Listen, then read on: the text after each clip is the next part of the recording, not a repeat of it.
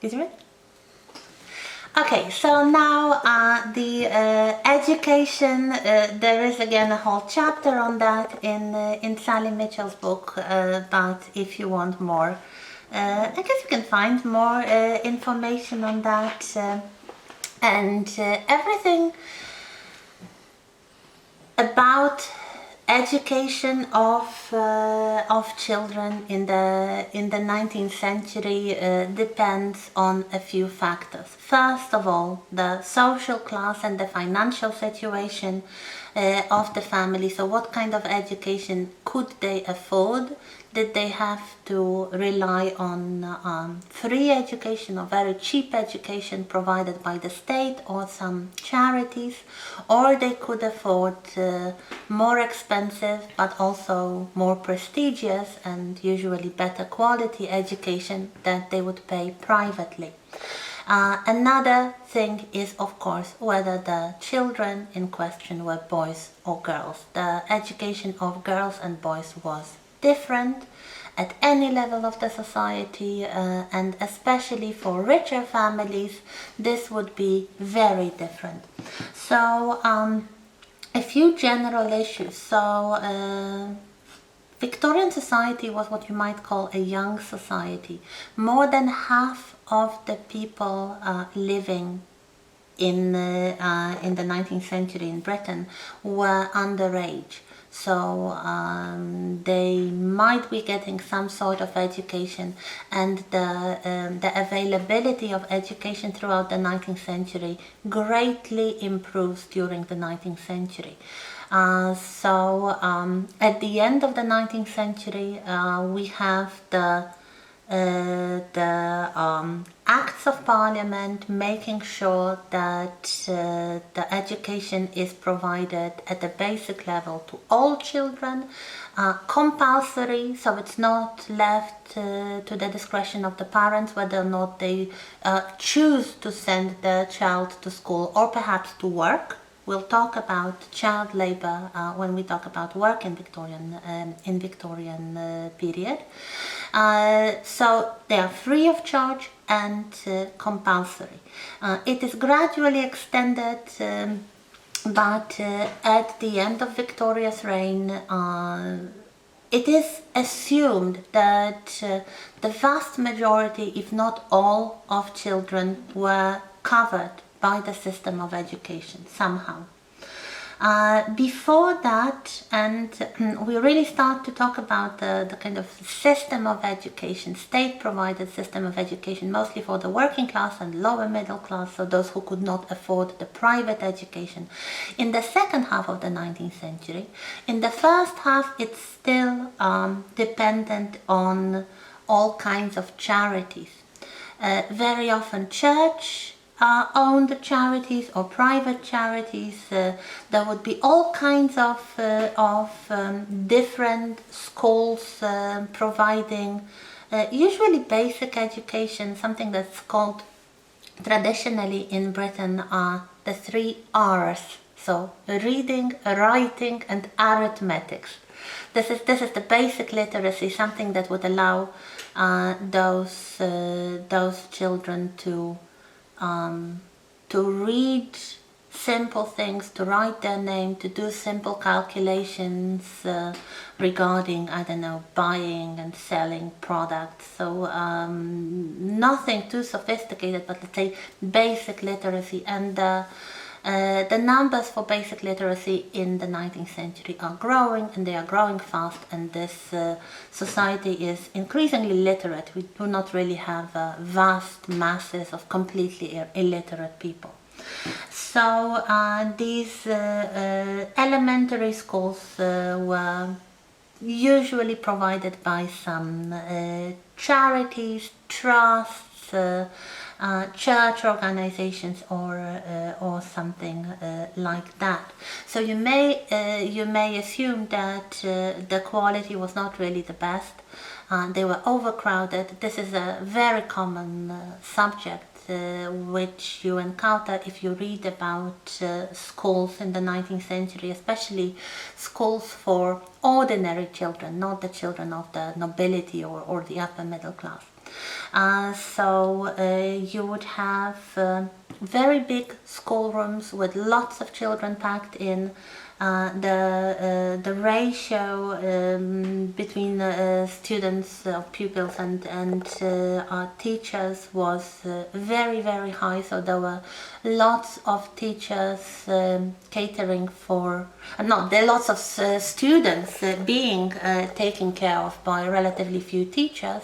There were ways of dealing with that, like having some of the most advanced and oldest teenage pupils act as kind of teacher helpers or assistants to the teacher. This is something that was often done, but also the methodology used in these schools was very different from what you can find in schools today. The first and foremost thing in any kind of schools was discipline. So children really had to sit quiet and behave very politely, because if they didn't, they would be punished by beating. Physical punishment was still used at any kind of schools, including the schools for the very rich. So it was not seen as cruelty, it was seen as necessary discipline, something that was absolutely taken for granted by everybody, the teachers, the students, the parents. Nobody complained. If you think of, let's say, a schoolroom with 60 small children of different ages and different levels of knowledge, managed by one teacher and, let's say, two teacher assistants, this gives you an idea. Well, one of the most popular ways of teaching at those schools was to make pupils memorize answers and then repeat the answers. So it wasn't really the modern education in the sense that it would promote, I don't know, problem solving, independent thinking, or anything like that. You might have some elements of that, not a lot, but some elements of that at the private schools and at the higher level of education, so let's say secondary schools, that weren't really meant for mass attendance, but the primary schools, and especially the primary schools for poorer children, they relied on strict discipline and repetition. Paper was generally too expensive for kids to have their own books or even some sort of exercise books to write in. So they would have slates, so like pieces of a small blackboard, sometimes made of stone, sometimes made of painted wood, and they would have a piece of chalk to write on this little blackboard the size of modern tablet, and then wipe it out and use it again. So especially for basic literacy, for learning letters and numbers and simple, I don't know, words or simple calculations, this was the main equipment at school. There was a big blackboard for the teacher and those small personal mini blackboards called slates for the children.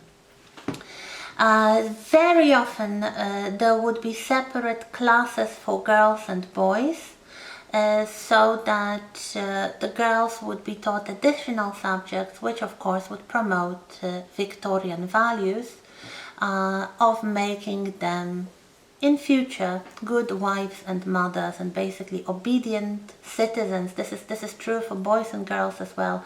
Religion was taught at school, and this was used as one of the means of explaining the world and explaining the hierarchical society to those children. So they absolutely were expected to internalize this system of society.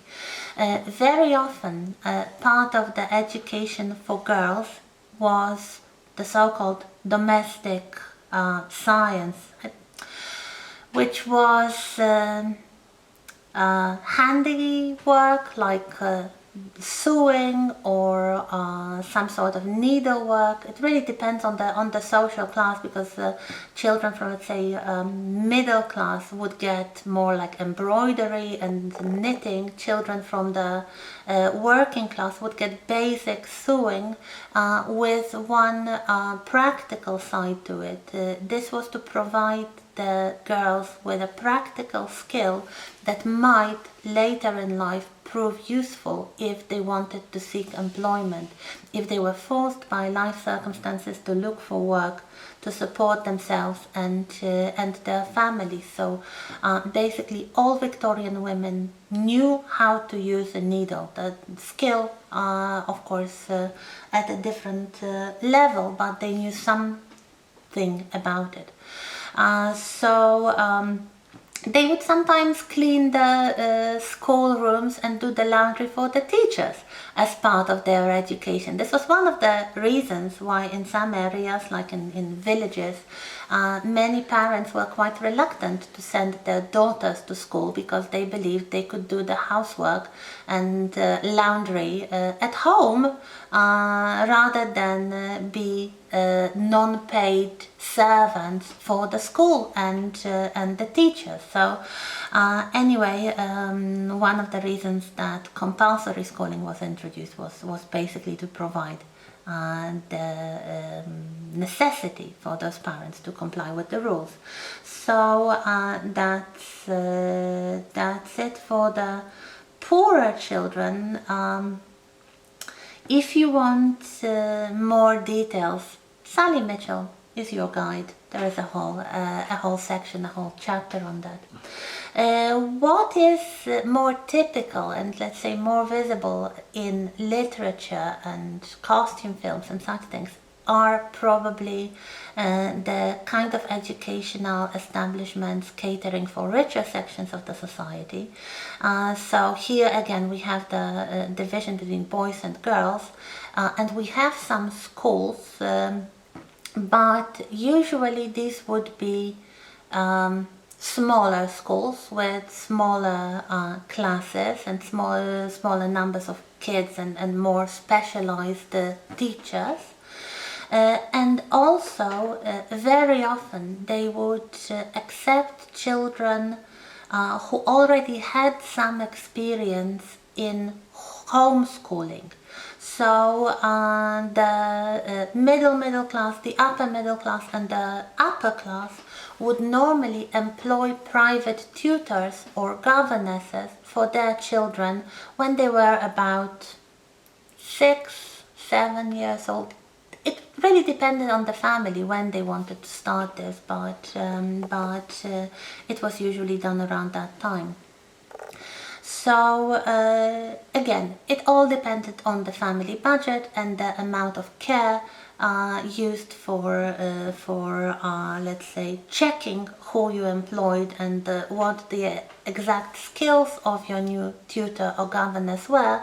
But usually it was a bit more academical for the boys, so a tutor would be a man and he would teach the boys more academic subjects like a bit of history or geography or mathematics perhaps, apart from basic literacy.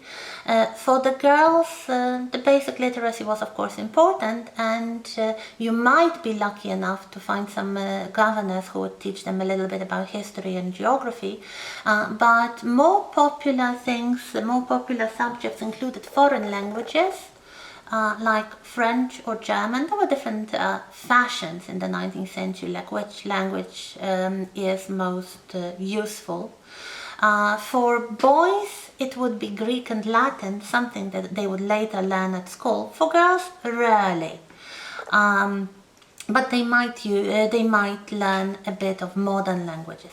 But what they would start learning from the early age was the accomplishments. That is, the ladylike pursuits to make them better hostesses, better wives and mothers in the future. Especially hostesses, let's say. So dancing, singing, playing a musical instrument, deportment, that is proper, let's say, way of walking and movement and sitting, especially wearing those Victorian clothes, including the corsets. It required some skill and it was trained by the governesses. Also some needlework, as I told you, all Victorian women knew some needlework, but this time more, let's say, leisurely pursuits appropriate for the ladies, like knitting or embroidery or lace making, something to occupy their hands, something like a craft that for many women would become a hobby. Then some children, especially boys, would be sent to so-called public schools. The public schools were private. It's a bit tricky in Britain. So if we talk about public schools, these are the prestigious, expensive schools such as Eton, Harrow, Winchester, Rugby. There are more and more of them developing in the 19th century. These were schools for boys, and they accepted students around the age of 13, so they were basically secondary schools. They would prepare them to go to university, which in England meant Oxford or Cambridge for this class of people. There were the boys would either come straight from homeschooling, or they would attend a so-called preparatory school for a few days before, for a few years before that, but it wasn't obligatory for all public schools. There were some secondary schools for girls which operated in a similar way, but then the emphasis on accomplishments and ladylike occupations was even stronger. So they would be taught dancing and needlework and deportment and good manners, mostly. Sometimes, of course, there were some more ambitious schools, and as the century progressed, there were more and more of them, and such schools offered some sort of academic curriculum, sometimes modeled on the boys' schools, but still the accomplishments were seen as very, very important. For boys' schools, for public schools for boys, there were basically two kinds of subjects that were given the most emphasis. One, among the academic subjects, this was Greek and Latin, and another type of subject was sports, especially team sports, played outside in a school field, sports field. If you remember that the name of one of these schools was Rugby, it's not coincidental that a ball game was devised there and the rules were codified there. And if we know anything about the history of sports in the 19th century, and we'll talk about it when we talk about leisure activities, it's very connected with the system of public schools. So the idea was not to pamper the boys, but to make them into strong individuals capable of leading the society, to promote the elite, to encourage the boys to make friends. The same happens at the university. The academic stuff was not that important. What was really important was the friends you made at the university. These were the people who would help you throughout your life in any kinds of trouble, and would guarantee your professional career as well. So the games and the stiff upper lip, so the proper pronunciation. This was one of the things that the public schools taught the boys, was to get rid of any traces of regional accent. They were supposed to speak the RP, the received pronunciation, the standardized version of English. This was absolutely essential. Why then Greek and Latin? The idea behind it was to educate what was considered to be a talented amateur. This is a very Victorian phrase, to mean a kind of rounded personality, a man who could learn anything when they needed to. They were not professionals, they were not trained in any skill, in any, let's say, future craft, but they had broad general education, and dead languages were considered very good for that. I've never learned Greek or Latin, but from what I heard, Latin is very regular and Greek is very irregular.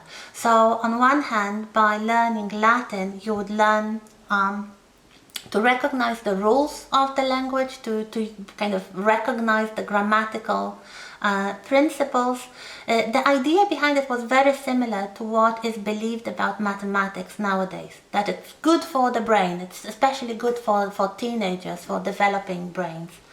And Greek was a kind of memory practice, so it required a lot of memory work, and again, this was a good exercise to train your mind to memorize things, whatever you would need later in life. This was a very common way of perceiving education in the 19th century, and this was how almost the entire elite of the British society was developed. Of course, deportment and proper manners and proper rules of behavior were very strictly observed. There was physical punishment by beating, by caning. If you misbehaved, the living quarters for the boys were deliberately not luxurious, even if the boys were from the most noble families. Even the royalty, they had to put up with very basic conditions in order to strengthen their character. And the same really continues in the higher education at the university level. An interesting thing is that there were